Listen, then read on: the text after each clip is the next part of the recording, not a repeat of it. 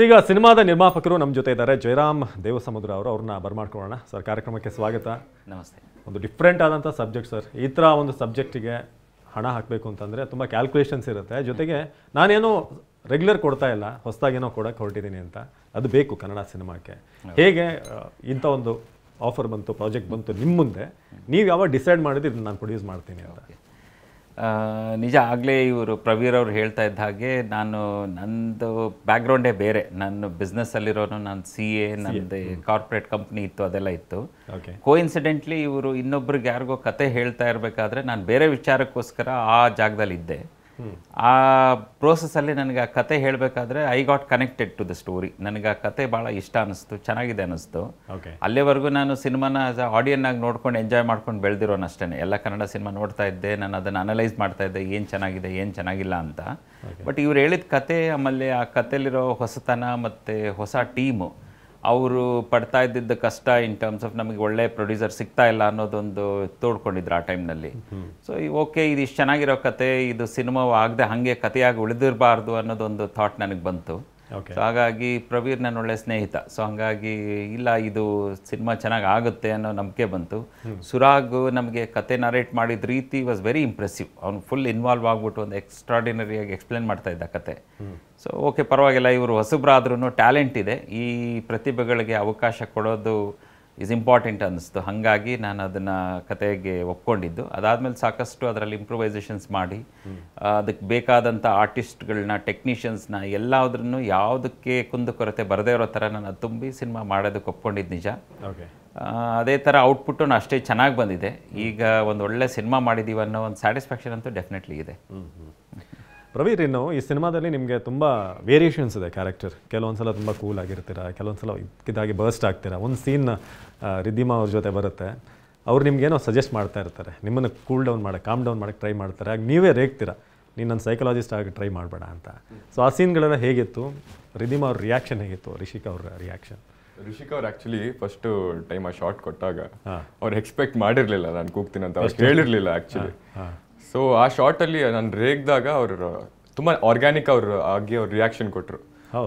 ನಾವು ರಿಹರ್ಸಲ್ ಮಾಡಿದ್ವಿ, ಬಟ್ ಅಷ್ಟು ಅಗ್ರೆಸಿವ್ ಆಗಿ ಮಾಡ್ತಾರೆ ಅಂತ ನನಗೆ ಆಕ್ಚುಲಿ ಭಯ ಆಯ್ತು ಸೆಟ್ ಅಲ್ಲಿ.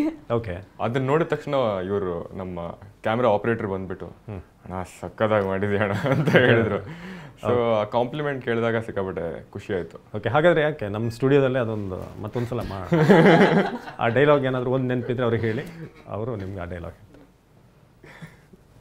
ಅದು ಏನಿತ್ತು, ಏನಿದ್ರು ನಿನ್ನ ಬಗ್ಗೆ ನನ್ನ ಬಗ್ಗೆ ಅಲ್ಲ, ನಿನ್ನ ಬಗ್ಗೆ ಯೋಚನೆ ಮಾಡಬೇಕು. ಇವಾಗ ಏನಿದ್ರು ನನ್ನ ಬಗ್ಗೆ ಅಲ್ಲ, ನಿಮ್ಮ ಬಗ್ಗೆ ಯೋಚನೆ ಮಾಡಬೇಕು ಅಂತ. Okay, take. ಇವಾಗ ಏನಿದ್ರು ನಿಮ್ಮ ಬಗ್ಗೆ ಯೋಚನೆ ಮಾಡಬೇಕು. ನೆಕ್ಸ್ಟ್ ಡೈಲಾಗ್, ನೀವು ನನ್ನ ಸೈಕಾಲಜಿಸ್ಟ್ ಆಗೋ ಅಗತ್ಯ ಇಲ್ಲ, please get out of my way. Super, ಚೆನ್ನಾಗಿದೆ. ಬಟ್ ಅದು ಆ ಚೇಂಜ್ ಓವರ್ ಇರುತ್ತಲ್ಲ, ಅದನ್ನು ಯಾರಿಂದಾದರೂ ಇನ್ಸ್ಪೈರ್ ಆಗಿದ್ರಾ? ಈ ಥರ ಸಡನ್ ಚೇಂಜ್ ಓವರ್, ಕಾಮಿಂದ ಅಗ್ರೆಸಿವ್ ಆಗೋದು, ಎನಿ ಆ್ಯಕ್ಟರ್? ಸೊ ಈ ಎಕ್ಸೆಂಟ್ರಿಕ್ ಬಿಹೇವಿಯರ್ಸ್ ಎಲ್ಲ ಆ್ಯಕ್ಚುಲಿ ತುಂಬ ಆ್ಯಕ್ಟರ್ಸು, ಅಂದರೆ ನಮ್ಮ ಕನ್ನಡ ಇಂಡಸ್ಟ್ರಿಯಲ್ಲಿ ಸುದೀಪ್ ಸರ್ ಅದನ್ನು ಆ್ಯಕ್ಚುಲಿ ತುಂಬ ಚೆನ್ನಾಗಿ ಪ್ಲೇ ಮಾಡ್ತಾರೆ. ಆಮೇಲೆ ಇವ್ರು ವಿಜಯ್ ದೇವರಕೊಂಡ ಅವರ ಹಲವಾರು ಆಕ್ಟರ್ಸ್ ಆಕ್ಚುಲಿ ತುಂಬಾ ಈ ಎಕ್ಸೆಂಟ್ರಿಸಿಟಿ ತುಂಬಾ ಚೆನ್ನಾಗಿ ತಗೊಂಡ್ಬರ್ತಾರೆ. ಆದ್ರೆ ನಾನು ನನ್ನ ರೀತಿಯಲ್ಲಿ ನನ್ನ ಶೈಲಿಯಲ್ಲಿ ತಗೊಂಡ್ಬಂದಿದ್ದೀನಿ. ಅಂದ್ರೆ ಈ ಕ್ಯಾರೆಕ್ಟರ್ಗೋಸ್ಕರ ಒಂದು ಪ್ರಿಪರೇಷನ್ ಇತ್ತು. ಇದು ಆಲ್ರೆಡಿ ಒಂದು ಟ್ರಾಮಾ ಇಂದ ಈ ತರ ಎಕ್ಸೆಂಟ್ರಿಕ್ ಆಗಿ ಬಿಹೇವ್ ಮಾಡ್ತಾ ಇರ್ತಾನೆ. ಸೊ ಆ ಕಾರಣ ತಿಳ್ಕೊಳ್ಳೋದು ತುಂಬಾ ಮುಖ್ಯ ಆಗುತ್ತೆ.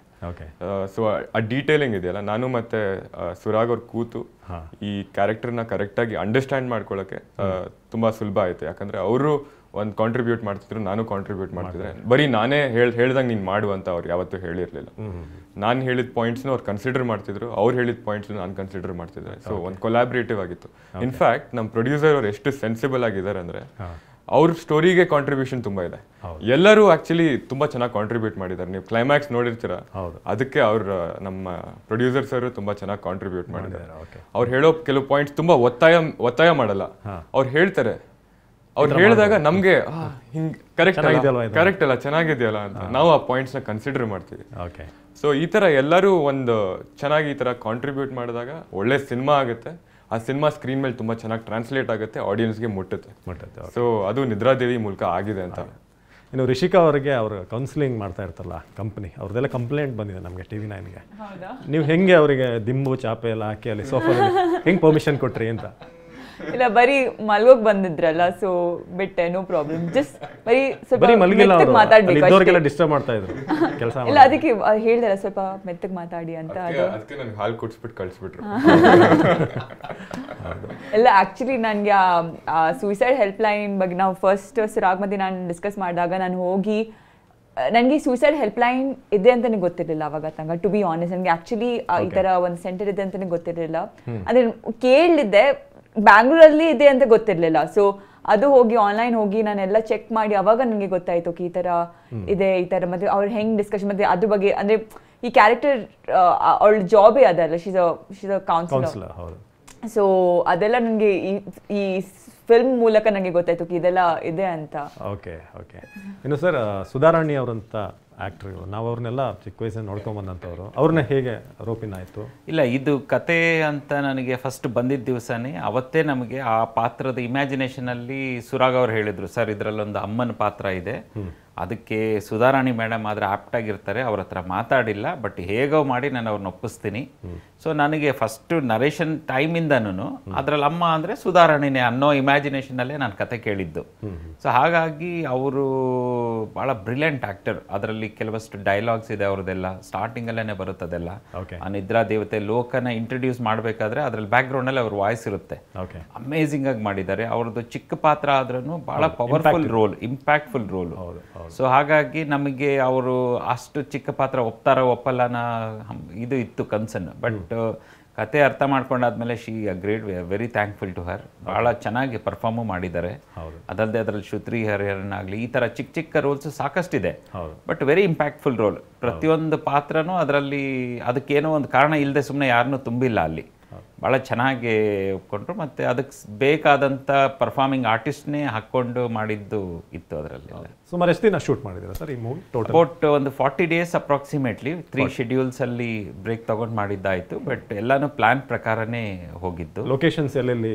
ಬೆಂಗಳೂರಲ್ಲಿ ಮೋಸ್ಟ್ ಆಫ್ ದ ಲೊಕೇಶನ್ಸ್ ನಮ್ಮ ಕತೆ ಎಲ್ಲ ಸಿಟಿಲಿ ನಡೆಯೋದ್ರಿಂದ Bengaluru surrounding locations, plus Mahabalipuram ಅಲ್ಲಿ ಕೆಲವು ಬೀಚ್ ಸೀಕ್ವೆನ್ಸ್ ಎಲ್ಲ ಇತ್ತು, ಅದೆಲ್ಲ ಅಲ್ಲಿ ಶೂಟ್ ಮಾಡಿದ್ದು. ಕೆಲವು ಹಿಲ್ ಸ್ಟೇಷನ್ ಸೀಕ್ವೆನ್ಸ್ ಸ್ವಲ್ಪ ಬ್ಯಾಂಗ್ಳೂರ್ ಔಟ್ಸ್ಕರ್ಟ್ಸ್ ಅಲ್ಲೆಲ್ಲ ಹೋಗಿ ಶೂಟ್ ಮಾಡಿದ್ದು ಉಂಟು. ಸ್ಪೆಷಲ್ ಆಗಿ ನಾವು ಅದನ್ನು ಗ್ರೀನ್ ರೂಮಲ್ಲಿ ಶೂಟ್ ಮಾಡಿದ್ವಿ. ಒಂದು VFX ಪೋರ್ಷನ್, ನೀವು ಅದು ನಿದ್ರಾದೇವಿ ವರ್ಲ್ಡ್ ನೋಡಿರ್ತೀರ.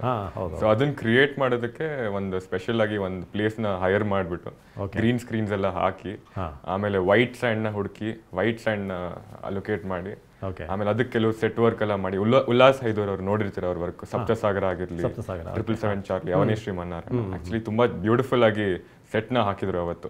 ಆ ವರ್ಲ್ಡ್ ನೀವು ಎಕ್ಸ್ಪೀರಿಯನ್ಸ್ ಮಾಡಿದಾಗ ಥಿಯೇಟ್ರಲ್ಲಿ ಅದು ನಿಮ್ಮನ್ನ ಆವರಿಸ್ಕೊಳ್ಳುತ್ತೆ.